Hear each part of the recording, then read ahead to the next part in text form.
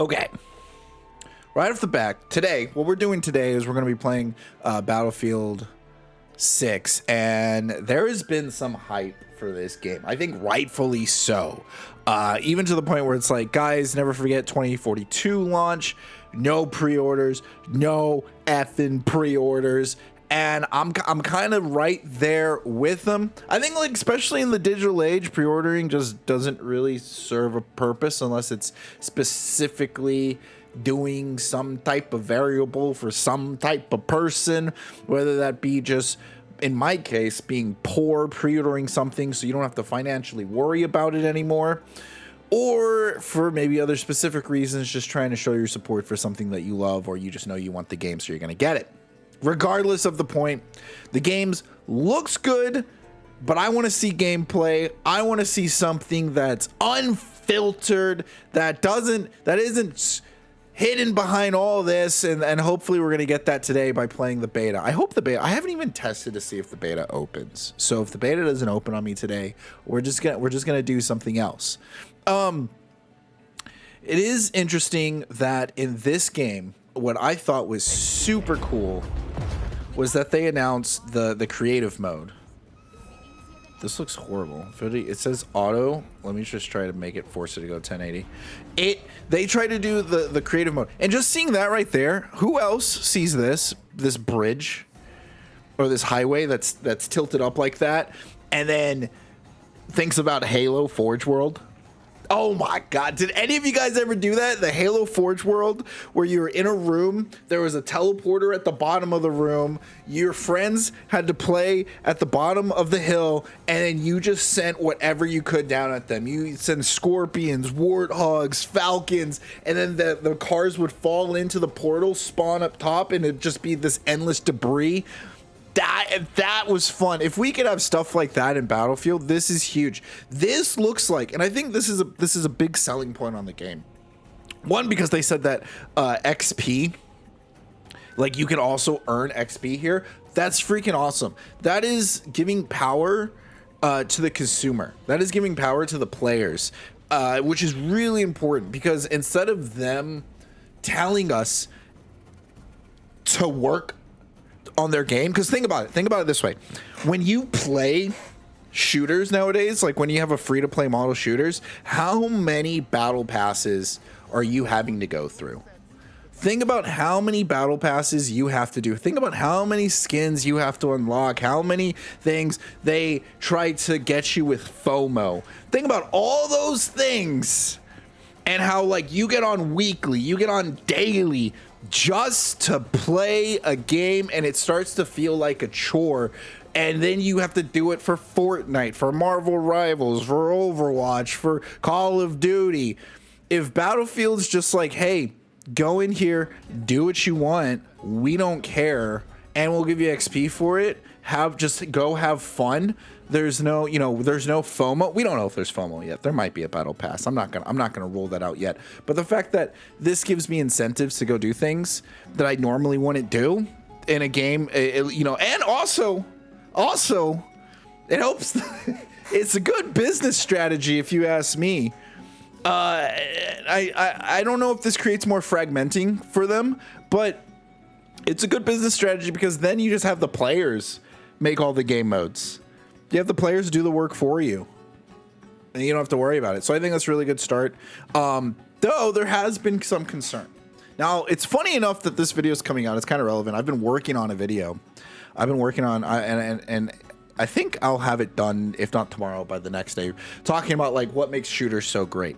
So there's been some talk about sliding, stims, diving, leaning, crouching, spam, no penalty for jump spamming. I ordered Battlefield, not Call of Duty. And so, like, when we look at this gameplay right here, jumps away, stims. When I first saw this, I thought this was, I broke it. I thought this was Call of Duty. I'm not gonna lie. When I was just scrolling through Twitter, I was looking at it, I was like, oh, this is just someone posting their Call of Duty clip. This is Battlefield. And the reason why people, I think, like, I think everyone's getting tired of like mobility shooters. I'm not saying mobility shooters are necessarily bad, but I do think that they take away from the shooter's experience. I see this. This is how I see everyone. Imagine everyone who plays shooters is a cowboy. Now, if everyone's a cowboy, what do cowboys do? They duel each other. They run it on each other. So if they could turn shooters into the Wild West and everyone gets to be just John Marston for whenever they play a game where I shouldn't be able to get a kill. I shouldn't be able to peek like this and then jump out, It's okay, and it's a short corner, so you should be able to peek and not peek and stuff like that. But then this right here, you jump and you shoot, and it's really cool in games like Max Payne and stuff like that. But then in competitive multiplayer shooters, I think that most people just want pure grounded gunplay. Now, I don't think we should be that scared. Was it Stone Mountain went here and he kind of went through what was going on, and that it's not that bad and nobody has to be worried about it. Curious about how the movement was going to work, and there is sliding in the game, although you have to get enough of a run up in order.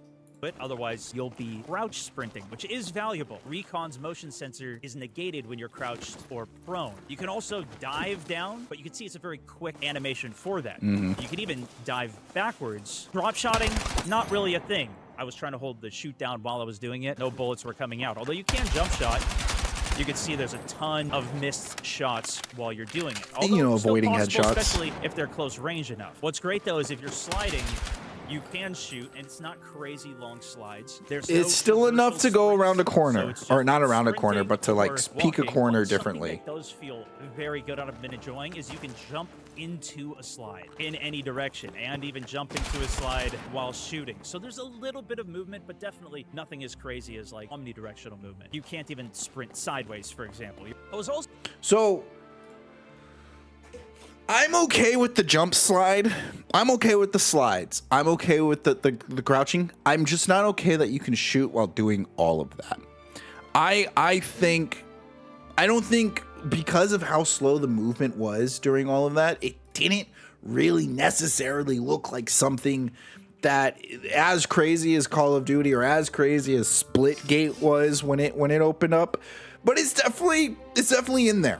And I think like when you come to playing a shooter and you want a grounded shooter, and the reason people want a grounded shooter is because whenever you enter a room, you just have to grow a pair. You just have to know you're gonna be that guy that wins. You don't know what's left. You don't know what's right. So you should be able to throw a flashbang. You should be able to use the tools that the game gives you. Throw a smoke in the room. Do something on one side, check the other side, get a kill, lose the gunfight, whatever it may be. It should come down to the gunplay. But if someone beats me because of mobilities, we're not fighter jets, right? You want to get in a fighter jet? They got fighter jets in Battlefield 6. We are not fighter jets. I think the closer you can make a shooter feel like a cowboy, where it comes down to the quick draw, comes down to being able to know where to aim, how to aim, and get your macros correct, the better it can be. Because I think like mobility, this might be a hot take, I think mobility lowers the skill ceiling for shooters. I think the big reason why these innovations take place is because we make it easier for you not to die. Therefore, it's easier for players to come in and play these games. I'm not saying it's easy for players to pick up the game, because if you're playing something like Gears of War, wall bouncing is something you definitely have to learn, but you can dodge bullets if you wall bounce. I don't think you should ever be able to dodge bullets and things of that nature. Now, before we get over that, another thing that I think is real important and that's been hurting shooters is skins. We got a quote over here that says, "I don't think it needs Nicki Minaj. Let's keep it real, keep it grounded. Battlefield 6 will avoid crossover skins." If this is true, this is going to be freaking awesome. I think immersion does a lot for players. Immersion does a lot for everyone when they're in a game. And when you got Seth was it? I want to say Seth freaking Rollins, Seth Rogen in the game. You got Nicki Minaj. You got Ninja Turtles. I think it works with Fortnite because Fortnite's a cartoon, but it doesn't just translate into everything else. And so, especially when you have Call of Duty lobbies, and we all know what that looked like back in Modern Warfare days. They probably still look like that. I keep everyone on mute now. But yeah, I think everyone's still feeling that. No over-the-top weapons.